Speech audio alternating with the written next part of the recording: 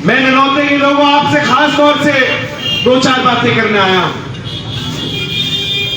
विधानसभा का चुनाव गया और विधानसभा के चुनाव के अंदर बहुत कोशिश करी हमने लोगों को समझाएं।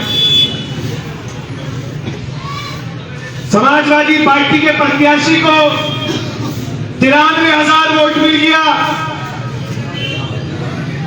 हद हो गई कि गंगों से भी वो चुनाव जीत गया। मैंने चुनाव में एक बात कही थी, वो साबित हो गई कि मुसलमान का वोट समाजवादी पार्टी को तीसरे से दूसरे पे ला सकता है, लेकिन पहले नंबर पर नहीं ले जा सकता। पहले नंबर पर नहीं ले जा सकता। उस 93,000 वोट में 80,000 वोट आपका और मेरे भाइयों का था। 80,000 वोट हमारे समाज का। और चौधरी साहब चुनाव के बाद कहते हैं मुझे मुसलमान ने वोट नहीं दिया। मैं मदीना में था तो एक भाई ने मुझे वीडियो भेजी, समाजवादी के बड़बोले नेता फिर बोल रहे थे। मैं कहना चाहता हूं आज ननौते के मंच से कि अगर हिम्मत है ना तो पर्चा भरेगा चुनाव के अंदर, पीछे ना भाग के सामने आमने सामने की लड़ाई लड़ूंगा इंशाअल्लाह चुनाव के अंदर। अगर हिम्मत है तो चुनाव लड़े आमने सामने आकर। मैं तो विधानसभा के अंदर भी लेकर गया था पापा को, बसपा के अंदर चुनाव लड़ा, चुनाव से पीछे नहीं हटा। मजाक बनाकर रख दिया सियासत का। कोई आवाज उठाने को तैयार नहीं और मुसलमान का वोट सारों को चाहिए। खतौली के अंदर चुनाव हो रहा है, खतौली के अंदर मंच पर एक भी मुसलमान नेता मुजफ्फरनगर का नहीं है। अगर हो तो बताओ मुझे। शाहिद मंजूर मेरठ के है, इकरा शामली की है, मुजफ्फरनगर का एक भी मुसलमान नेता खतौली के मंच पर नहीं है। सुन रहा था आजम साहब का बयान, कह रहे थे कि अब्दुल दरी नहीं बिछाएगा लेकिन अब्दुल पोछा लगाएगा। ये हालात हमारे आ गए। तो कहना चाहता हूं अपने भाइयों को, ये नगर निकाय का चुनाव, चेयरमैनी का चुनाव तुम्हारे वजूद का है।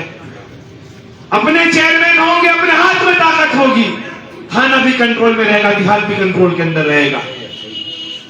और अगर अपना चेयरमैन नहीं होगा, अगर अपनी ताकत को कमजोर कर दिया तो नुकसान हमारा नहीं है, नुकसान यहां पर बैठने वाले उस गरीब रेड़ी वाले, रिक्शे वाले, ठेले वाले का है, जो इस यकीन के साथ बैठा है कि ताकत में अपना आदमी बैठा है तो कम से कम मैं खुलकर रोजगार कर सकता हूं। मैं खुलकर रोजगार कर सकता हूं। किसी पुलिस वाले की हिम्मत नहीं होती। अफजाल अंकल तो पहले भी चेयरमैन रहे, मैंने तो देखा हुआ है, हालात माहौल देखे हुए हैं।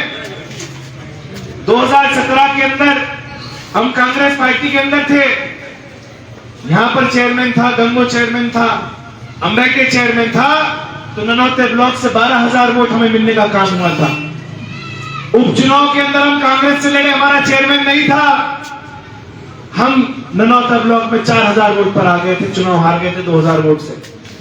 फिर समीकरण बनाया, बसपा का देखा हमारा, और बसपा का वोट अगर मिल जाए तो 1 लाख से ऊपर खड़ा हूं, नारा दिया 1 लाख पार का। लेकिन अफसोस, हरे चौराहे मेरे ही भाइयों ने मेरी गर्दन हलाल कर दी। मैं क्या करूं? भरे चौराहे मुकदमे झेले, अलीगढ़ से फोन आते हैं, कुछ ही पल जा रहे हैं, अल्लाह हिफाजत रखे, अपने हिफ्ज़-ए-ईमान में रखे। ये कलाइयां जो है, इन पर हथकड़ी लगाने की तैयारी सरकार बहुत दिनों से कर रही है।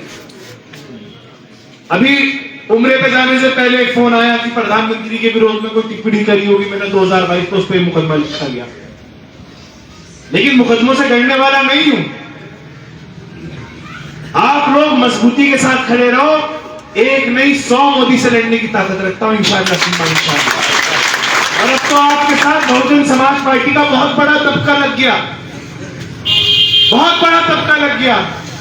इसलिए अपनी कौम के लोगों को कहना चाहता हूं कि मुत्तहिद और इकट्ठा होकर नीला झंडा और हाथ के निशान को थाम लो। हर पढ़ा लिखा समझदार सियासी मुसलमान इस बात को जानता है। सुना ओवैसी साहब का बयान आपने, अभी ओवैसी साहब ने बयान दिया, और हर पढ़ा लिखा समझदार मुसलमान जानता है कि बहुजन समाज पार्टी मुसलमान की सर्वाइवल के लिए कितनी जरूरी है, हमारे वजूद के लिए कितनी जरूरी है।